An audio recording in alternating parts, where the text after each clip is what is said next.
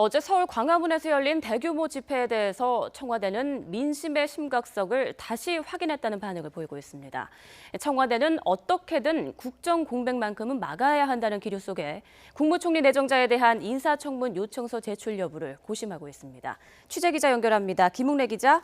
네, 청와대 춘추관입니다. 네, 어제 대규모 집회가 있었고 일주일 뒤에 또 집회가 열릴 예정인데요. 청와대 반응 자세히 전해주시죠. 네, 청와대 내부에서는 어제 집회를 통해서 최순실 사건에 대해 분노하고 실망한 민심을 다시 확인했다는 반응을 보이고 있습니다. 청와대 참모진은 박 대통령이 두 번에 걸쳐 대국민 담화를 했지만 국민의 실망감이 여전히 크다는 점을 겸허하고 심각하게 받아들이고 있다고 전했습니다.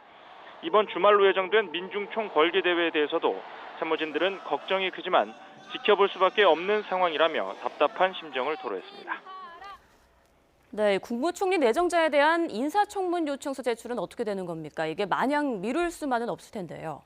네, 청와대는 국정 공백만큼은 막아야 한다며 수습책 마련에 더욱 속도를 낸다는 입장입니다. 이 수습책 중에 가장 중요한 게 이 권한을 강화한 국무총리를 임명하는 것일 텐데요.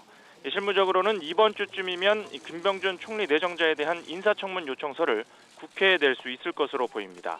하지만 야당의 반대가 극심해 요청서를 선뜻 제출할 수도 없는 상황입니다. 야당이 총리 내정 절차를 문제 삼아 인사청문 절차를 거부하겠다고 밝히고 있는 만큼 또 일방적으로 요청서를 낼 경우 수습은커녕 문제를 더 키울 수 있다는 게 청와대 내부의 분위기입니다. 때문에 청와대는 비서실장과 정무수석을 중심으로 전국 수습책에 대한 국회의 공감대를 형성하는 데 주력하고 있습니다. 당장 박 대통령과 야당 대표들의 회담을 추진하는 데 힘을 쏟고 있습니다. 이를 위해 한광옥 비서실장은 이미 지난주에 취임 인사차 국회를 찾아 여야 지도부를 만났고 이번 주에도 정치권과의 협의 채널을 모두 가동해 영수회담의 시기와 장소, 의제 등을 협의할 것으로 알려졌습니다. 이런 가운데 그제 대국민 담화에서 앞으로 국민과 국회의 요구를 더욱 무겁게 받아들이겠다며 각계와의 소통을 자주 하겠다고 밝힌 박 대통령은 이번 주 여러 경로를 통해 각계 지도자들과 접촉해 전국 수습책에 대한 의견을 듣는 데 주력할 것으로 전망됩니다. 지금까지 청와대 춘추관에서 YTN 김웅래입니다.